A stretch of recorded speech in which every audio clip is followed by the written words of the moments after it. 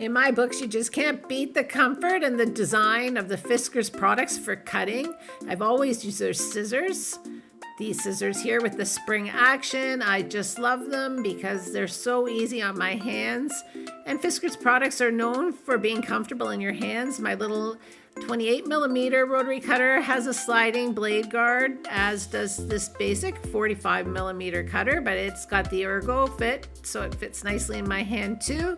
But I'm really excited to try this new ergo control cutter from Fiskars, a 45mm blade, but it has a handle that will retract the blade.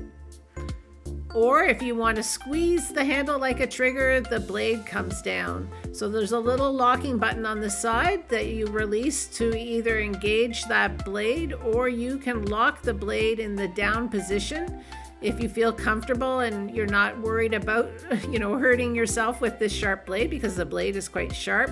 But I'm going to lock mine in the down position and just make use of all the other comfort features that are in this design, including that flat area above the blade that's in gray that my index finger can use to push down to give me a bit more control and a bit more power to my cut.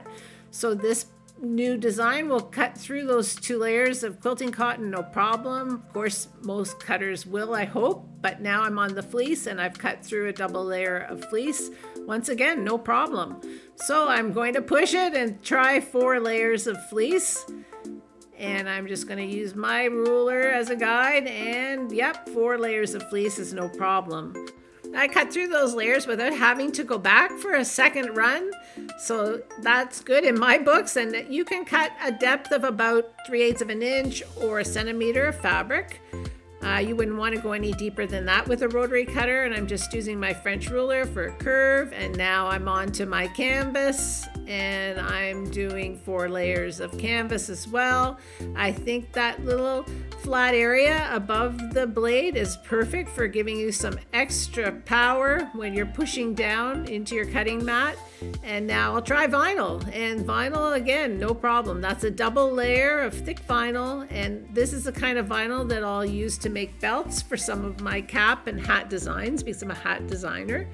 And I'm really liking how this is going through the vinyl. I've got a nice clean edge on both sides, so it would be perfect for a belt.